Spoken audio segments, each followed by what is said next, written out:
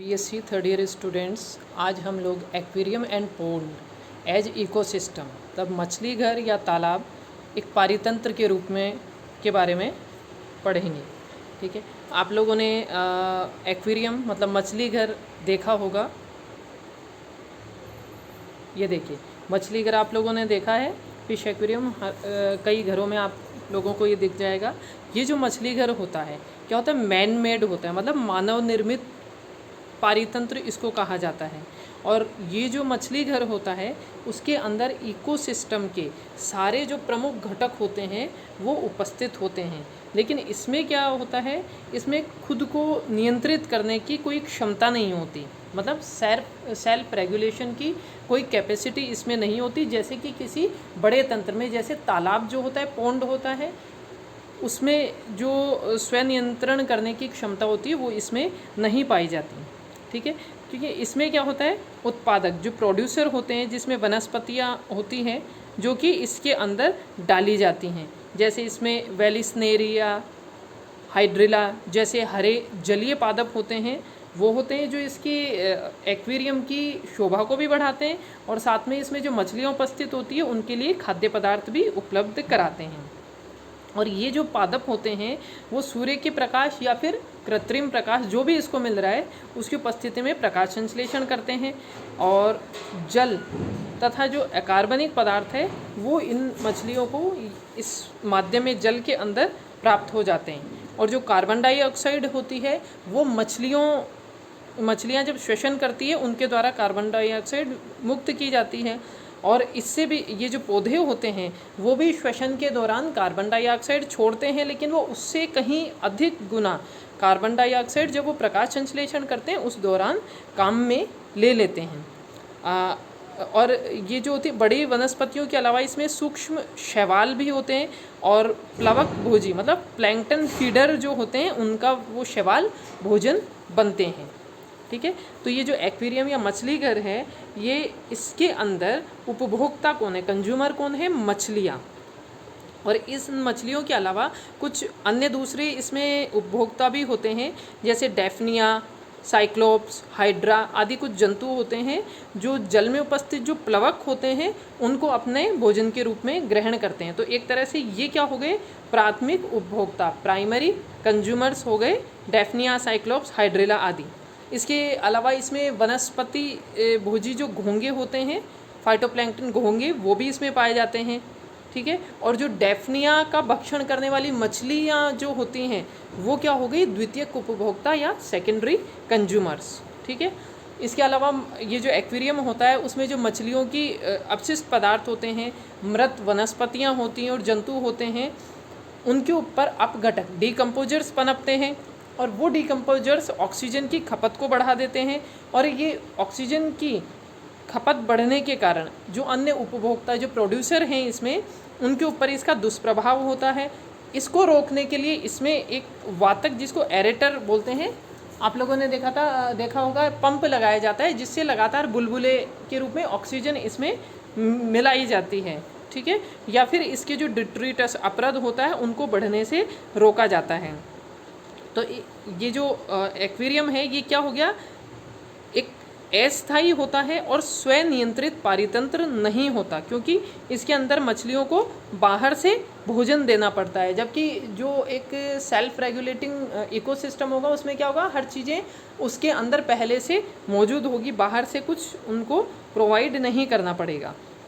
ठीक है, अभी इस एक्वेरियम में क्या होता है, जल में घुले हुए लवण होते हैं, कार्बन डाइऑक्साइड, ऑक्सीजन, ये सब पदार्थ क्या हो गए, इस इकोसिस्टम के एबायोटिक कंपोनेंट मतलब अजैविक घटक होते हैं। और जल का जो तापमान है, दाब है, ये सब क्या हो गए, जलवायवीय कारक इसके हो गए। ठीक है, और यदि कोई ठंडे जल में रहने वाली मछली होगी तो उसको जैसे एक्वेरियम में ठंडे जल में ही रखना होगा, अगर गर्म जल हो गया तो उसकी मृत्यु हो जाएगी, तो इस चीज़ का ध्यान रखना होता है।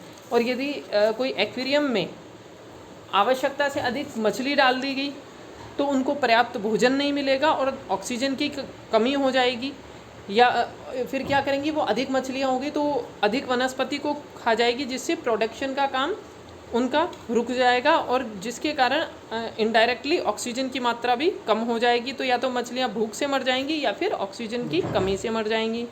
ठीक है।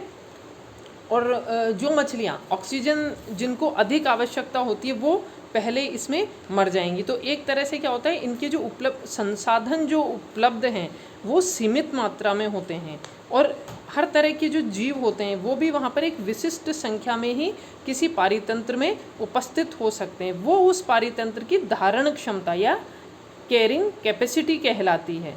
और इस कैरिंग कैपेसिटी से यदि इनकी मात्रा बढ़ जाती है तो उसको फीडबैक देकर उस सिस्टम को नियंत्रण में लाया जा सकता है। अब इस मछली घर में क्या होता है, छोटा आकार है क्योंकि इसका, और अन्य जो इकोसिस्टम होते हैं उनसे ये बिल्कुल कटा हुआ होता है, इसलिए ये एक तरह से बहुत संवेदनशील इकोसिस्टम होता है। और इसमें जो परिवर्तन होते हैं उसका इसके जैविक घटकों के ऊपर बहुत अधिक प्रभाव पड़ता है। जैसे कि यदि एक्वेरियम के अंदर पानी चेंज करते हैं तो यदि क्लोरीन युक्त पानी डाल देंगे तो मछलियाँ तुरंत मर जाएगी।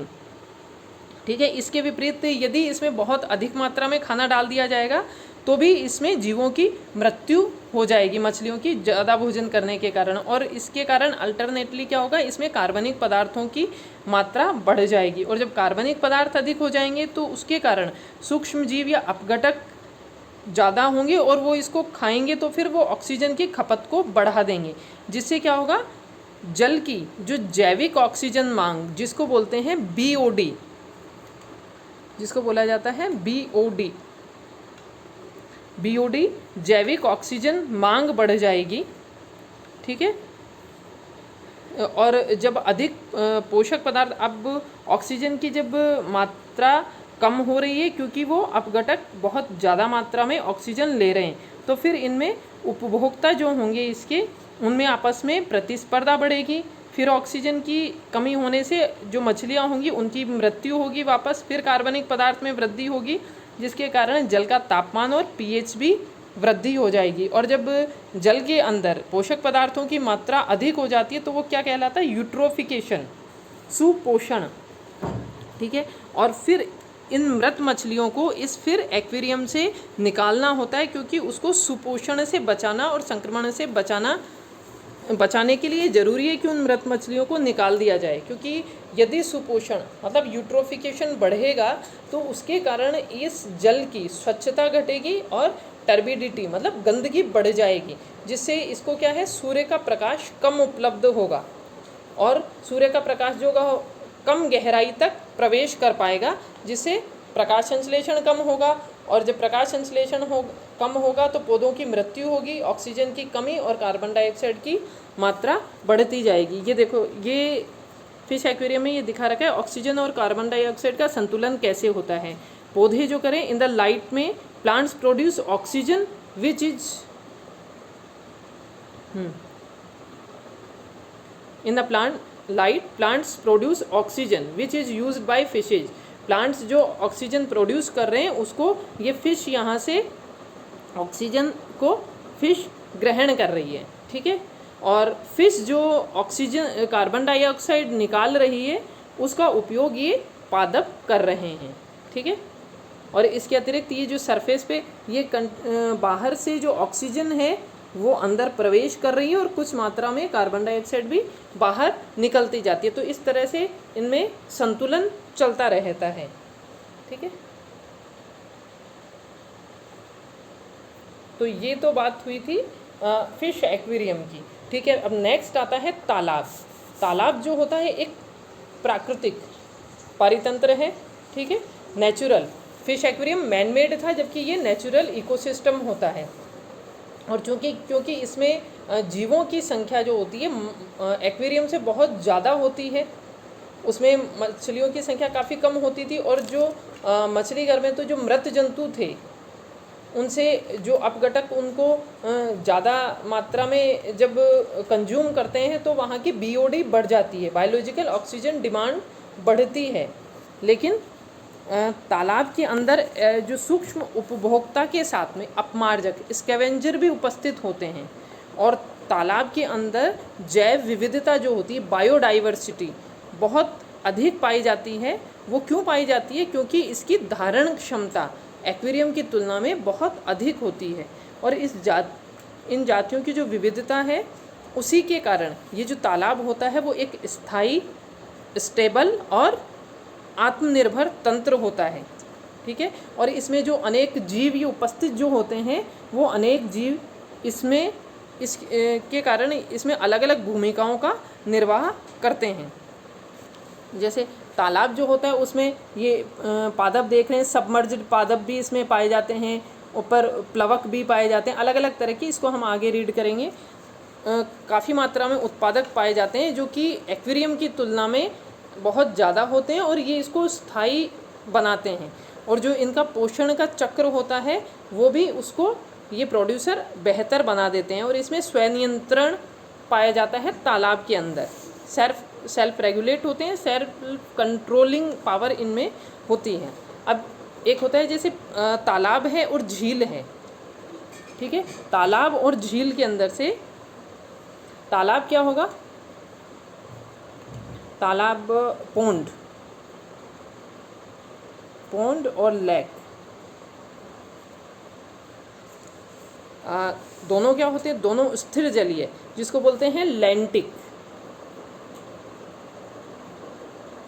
तालाब और झील दोनों ही क्या है? स्थल जलीय आवास हैं। ठीक है, शांत ठहरे हुए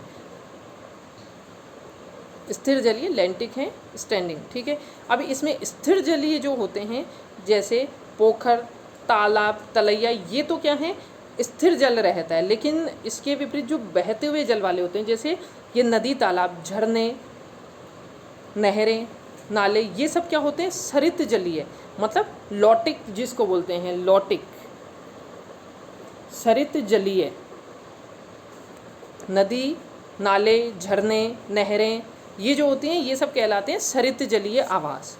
अब तालाब, चूँकि तालाब के अंदर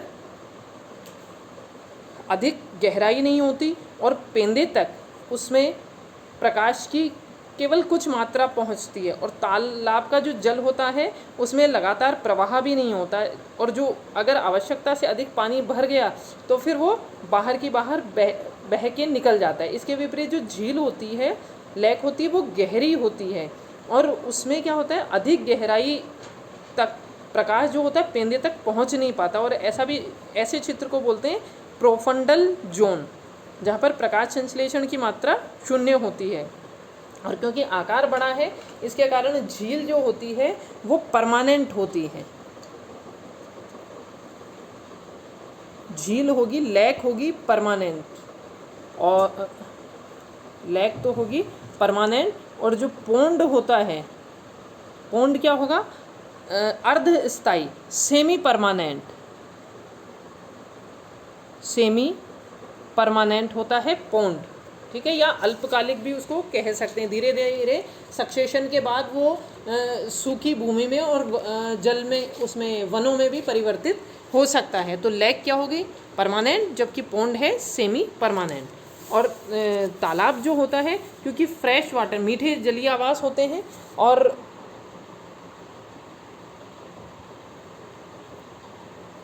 हाँ, इसमें देखिए फ्रेश वाटर होते हैं, और इनमें लवणों की मात्रा जो होती है 500 मिलीग्राम, 500 मिलीग्राम इसमें 500 मिलीग्राम तक होती है पर लीटर में, मिलीग्राम पर लीटर, 500 मिलीग्राम पर लीटर में इसमें लवण पाए जाते हैं।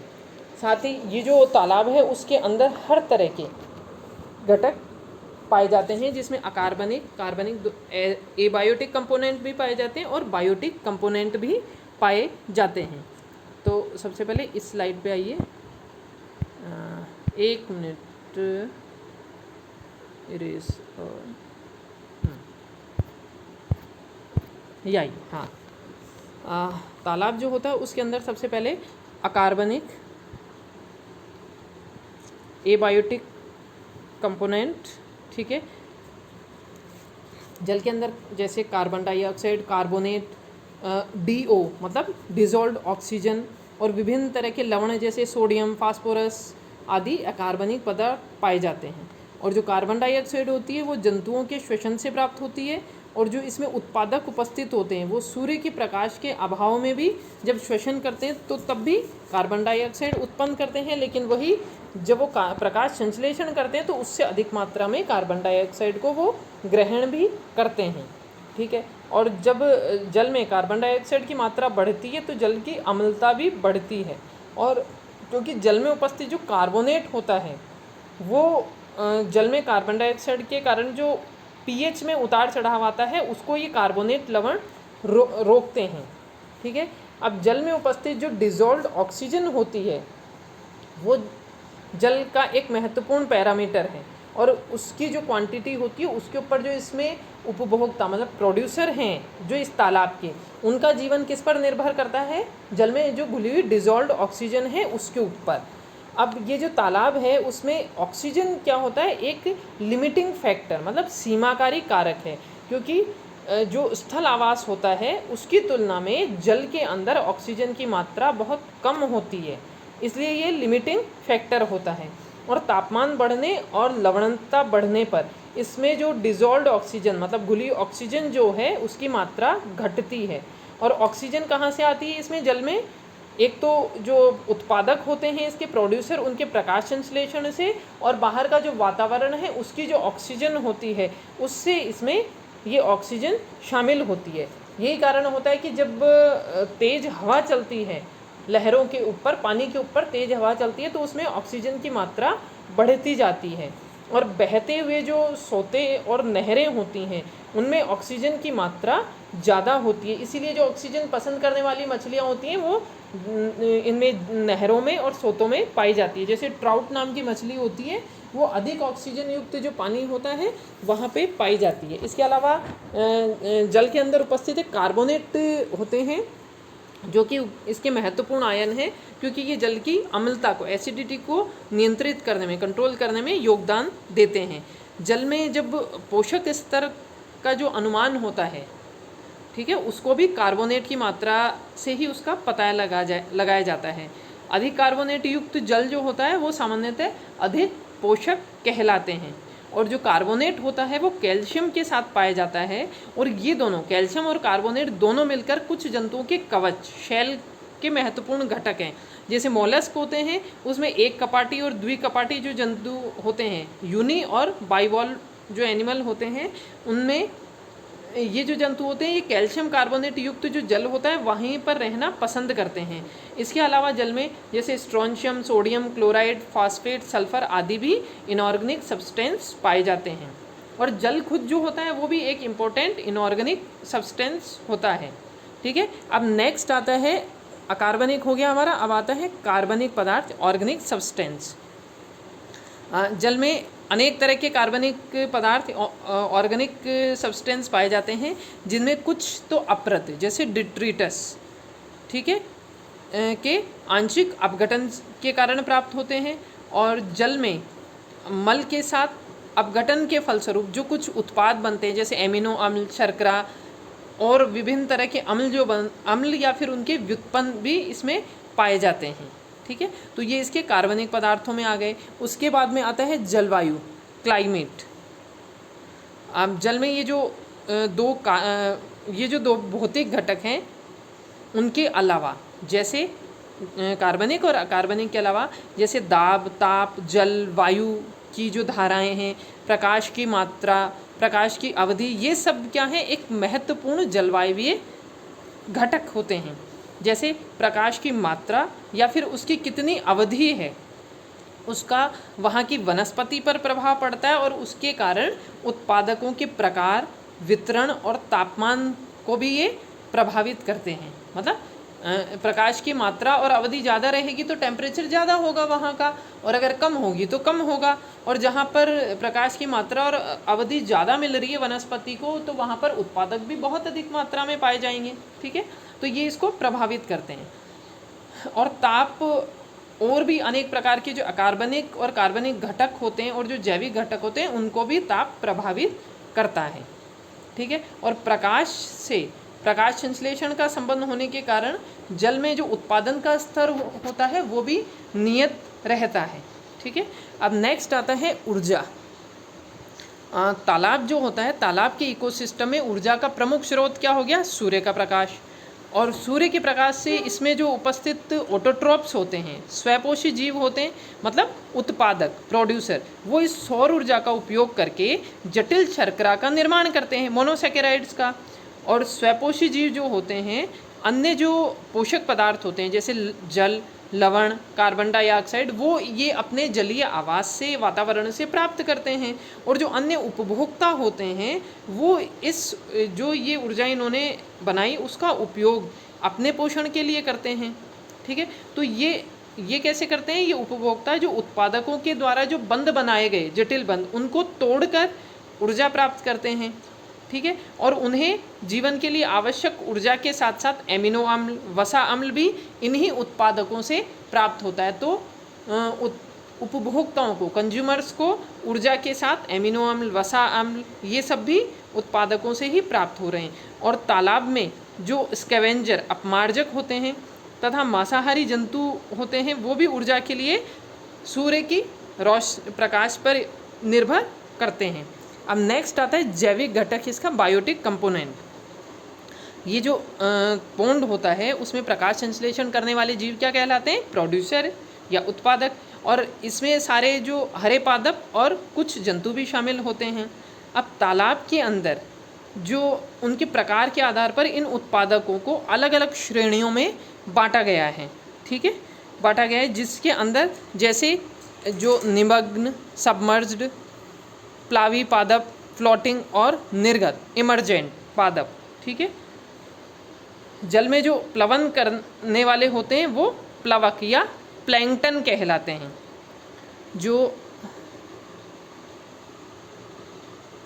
जल के अंदर जो फ्लोटिंग, तैरते रहते हैं, वो उत्पादक, वो प्रोड्यूसर क्या कहलाते हैं? प्लैंकटन। प्लैंकटन, जिसको प्लवक भी बोलते हैं हिंदी में, प्लवक कहलाते हैं।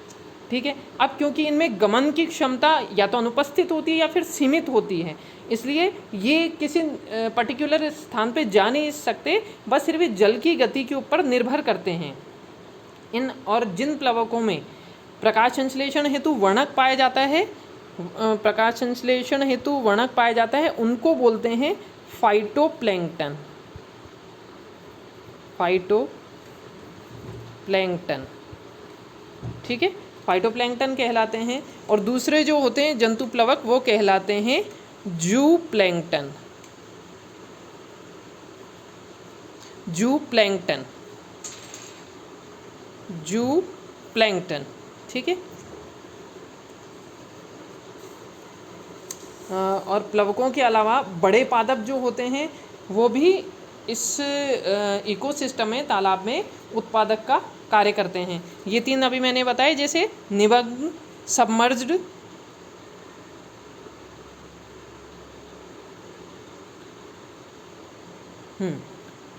ये थे निमग्न, प्लावी, फ्लोटिंग और इमर्जेंट। ये तीन तरह के पादप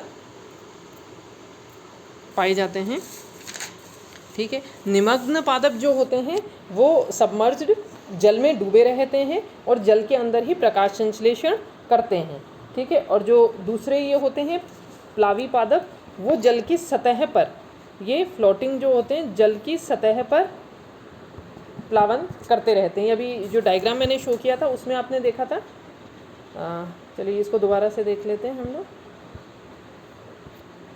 हाँ, पौंड में जो निमग्न होंगे वो जल के अंदर, यहाँ पे नीचे, यहाँ पर पाए जाते हैं निमग्न। सबमर्ज्ड, यहाँ पे सबमर्ज्ड पाए जाते हैं, ठीक है। जल में डूबे रहते हैं और जल के अंदर ही प्रकाश संश्लेषण करते हैं, यहाँ हो गए सबमर्ज्ड,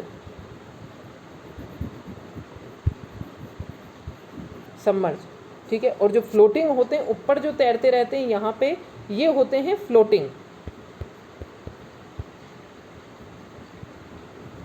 जो तैरते रहते हैं, प्लावन करते हैं। और इनकी जो जड़ें होती हैं, जड़ें होती हैं वो पेंदे तक नहीं जाती, और इसके विपरीत ये जो निर्गत जो होते हैं, इमरजेंट जो होते हैं, निर्गत पादप जो होते हैं, उनकी जड़ें पेंदे तक जाती हैं। जैसे इनकी निर्गत पादप की जड़ें पेंदे तक चली जाती है और इनकी शाखाएं जो होती है वो बाहर निकली रहती हैं। और जो निर्गत पादप होते हैं वो किनारे के नज़दीक अधिक पाए जाते हैं, और जब सूख भी जाते हैं ये तालाब तो भी ये जिंदा रहते हैं। और हरित लवक होने के कारण तीनों ही तरह के जो पादप हैं वो प्रकाश की उपस्थिति में जटिल कार्बनिक पदार्थों का निर्माण करते हैं और खाद्य जाल और खाद्य श्रृंखला के लिए ऊर्जा उपलब्ध करवाते रहते हैं। अब क्योंकि पोंड के अंदर जैव विविधता अधिक होती है और यहाँ पर भिन्न प्रकार के उत्पादक होते हैं, वो हर एक परिस्थिति के लिए अनुकूलित होते हैं, और जो उपभोक्ता होते हैं इसमें रहने वाले, उनको पनपने के अवसर भी देते हैं। इस पोंड के इकोसिस्टम में उत्पादक जो होते हैं उनका पहला कार्य तो सौर ऊर्जा को बांध के रखने का होता है। इसके अलावा ये छिपने के लिए, चिपकने के लिए और आराम करने के लिए भी स्थान उपलब्ध कराते हैं। कुछ जो जलीय जंतु होते हैं उनके लिए ये घोंसला बनाने की जगह भी उपलब्ध कराते हैं। जैसे जैसाना नाम का एक पक्षी होता है, वो ये तैरती हुई जो वनस्पति है उसके ऊपर ही अपना घोंसला बना लेता है। अब ये जो ये तालाब का जो इकोसिस्टम है उसमें वनस्पतियों की विभिन्नता के कारण ही हर प्रकार की जो परिस्थिति में उत्पादक जो होते हैं वो उपलब्ध होते हैं। जैसे किसी स्थान पर यदि तालाब का जल स्तर तेज़ी से बदलता है तो वहाँ जड़ पकड़ने वाली वनस्पतियाँ तो शीघ्र सूख जाएंगी, लेकिन जो प्लवन करती वाली वनस्पतियाँ होती हैं वो उत्पादन का काम जारी रखेंगी। और गहरे जल में, गहरे शांत जल में जो निमग्न वनस्पतियाँ भी पाई जाती हैं वो भी अपना प्रोडक्शन शुरू रखेंगी। और जल में जब नाइट्रोजन की कमी हो जाती है, जल में जब नाइट्रोजन की कमी हो जाएगी तो उस कमी को पूरी करने के लिए यहाँ पर छोटे कीटों का भक्षण करने के लिए इनमें अनुकूलन पाया जाता है। जैसे आप लोगों ने यूट्रिक्यूलेरिया, ड्रॉसेरा, पिचर प्लांट्स, घट पादप, निपेंथस, इनका नाम सुना होगा। ये जो पादप हैं ये अपनी नाइट्रोजन की आवश्यकता को कीटों का भक्षण करके उसको पूरी करते हैं। ठीक है, अब इसके बाद आता है उपभोक्ता। ये हो गया उपभोक्ता, कंज्यूमर्स। ठीक है, कंज्यूमर सारे जो जल के अंदर जो हिट्रोट्रॉप्स होते हैं, विषम पोषी जंतु होते हैं, वो उपभोक्ता होते हैं, क्योंकि ये अपना पोषण किसी वनस्पति से प्राप्त करते हैं, मतलब प्रोड्यूसर से प्राप्त करते हैं। ये अलग अलग तरह के होते हैं, इनको डिवाइड किया गया है। ये आप लोग देखें, प्लवक, प्लैंकटन। ठीक है, ये जीव, वे जीव जो जल के प्रवाह के साथ बहते हैं, प्लैंकटन, और जिनमें गमन की जो क्षमता होती है वो या तो अनुपस्थित होती है या फिर सीमित होती है, उनको प्लवक कहा जाता है। तो इसमें फाइटोप्लैंकटन और जू प्लैंकटन ये दोनों हो सकते हैं। इसमें प्रोटोजोअन, यूग्लिना, पैरामीशियम आदि, क्रस्टेशियन, सिलेंट्रेट आदि बड़े जंतुओं के लार्वा अवस्था भी इसमें पाई जा सकती है। और ये जो प्लवक होते हैं वो बड़े जंतुओं जैसे मछलियों, झींगों आदि को एनिमल फूड उपलब्ध कराते हैं। नेक्स्ट आता है नेक्टन। नेक्टन ये जल तंत्र के अंदर जो तैरने वाले जंतु होते हैं वो नेक्टोन कहलाते हैं। ठीक है, जैसे फिशेस, फ्रॉग्स, कछुए, ये सारे जो तैरने वाले कीट होते हैं, जंतु, ये नेक्टोन कहलाते हैं। उसके बाद आता है न्यूस्टोन।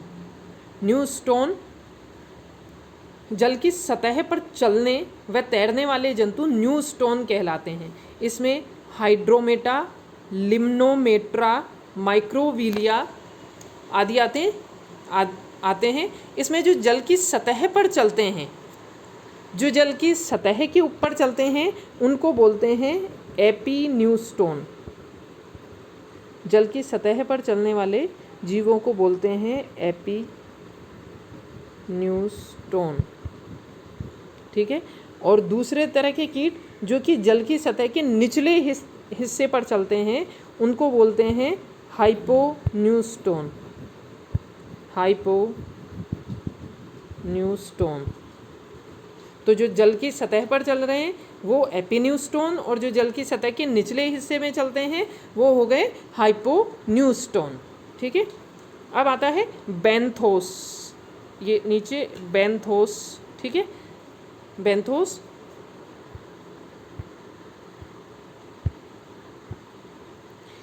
बेंथोस। जो जल के पेंदे में पाए जाने वाले उपभोक्ता होते हैं वो बेंथोस कहलाते हैं। नेक्स्ट आता है आगंतुक या विजिटर। इसके अलावा कुछ अन्य भी कंज्यूमर्स जलतंत्र में पाए जाते हैं, जैसे अनेक प्रकार के पक्षी होते हैं, जैसे स्टार्क, बत्तख, बगुले, ठीक है, और स्तनी जैसे फिशिंग कैट, ऊदबिलाव, कुछ सरीसृप जैसे अजगर आदि जो होते हैं वो भी पाए जाते हैं। और ये यहाँ जलतंत्र में उपस्थित जो संसाधन होते हैं उनका ये लोग उपभोग करते हैं। अब नेक्स्ट और लास्ट आता है अपघटक या डीकम्पोजर्स। जलतंत्र के अंदर जो जटिल कार्बनिक पदार्थ होते हैं, अपरद आदि जो है ये पर्याप्त मात्रा में उपलब्ध होते हैं और इनको अपघटक के द्वारा सरल पदार्थों में इनका अपघटन कर दिया जाता है। मुख्य जो बैक्टीरिया और शैवाल होते हैं ये प्रमुख डिकम्पोजर्स होते हैं और इनकी संख्या बहुत अधिक होती है। जैसे 1 ग्राम अगर प्लवक है, 1 ग्राम प्लवक के लिए 10 लाख चाहिए बैक्टीरिया। मतलब 1 ग्राम प्लवक के ऊपर 10 लाख बैक्टीरिया तक पाए जाते हैं। ठीक है, ठीक है, ये हो गया आप लोगों का ये इकोसिस्टम, फिश एक्वेरियम, मछली घर और तालाब का। इसके अलावा इसमें साथ में दोनों की तुलना के लिए ये स्लाइड मैं साथ में दे रही हूँ, इसको आप लोग देख लेना। एक्वेरियम और पॉन्ड में जो डिफरेंस है, आकार में एक्वेरियम छोटा, तालाब बड़ा। स्टेबिलिटी एक्वेरियम की कम होती है, तालाब की अधिक होती है। जैव विविधता जो होती है मछली घर में कम होती है, पॉन्ड में अधिक होती है। ट्रॉफिक लेवल जो होते हैं सभी स्तर यहाँ पे उपस्थित नहीं होते, जबकि तालाब में सारे स्तर उपलब्ध होते हैं। इंडिपेंडेंस नहीं होता क्योंकि सेल्फ रेगुलेशन और सेल्फ कंट्रोलिंग की पावर इसमें नहीं होती, जबकि तालाब जो होता है वो अधिक आत्मनिर्भर होता है, सेल्फ रेगुलेटेड होता है। कैरिंग कैपेसिटी जो होती है एक्वेरियम की स्वभावतः कम होती है, क्योंकि लेकिन कृत्रिम रूप से इसको बढ़ाई जाती है। जैसे एरेटर लगाया और उसकी सफाई कर दी गई, डिट्रीटस कम कर दिए गए, तो बाहरी कृत्रिम साधनों के द्वारा इसकी कैरिंग कैपेसिटी को बढ़ाया जा सकता है। लेकिन तालाब की मछली घर से अधिक होती है और वो प्राकृतिक संसाधनों पर कैरिंग कैपेसिटी निर्भर करती है। उत्पत्ति ये एक्वेरियम मानव निर्मित होता है, जबकि तालाब अगर होगा मानव निर्मित होगा तो भी वो स्वयं नियंत्रित होगा। इसी के साथ आपका ये टॉपिक यहाँ कंप्लीट होता है।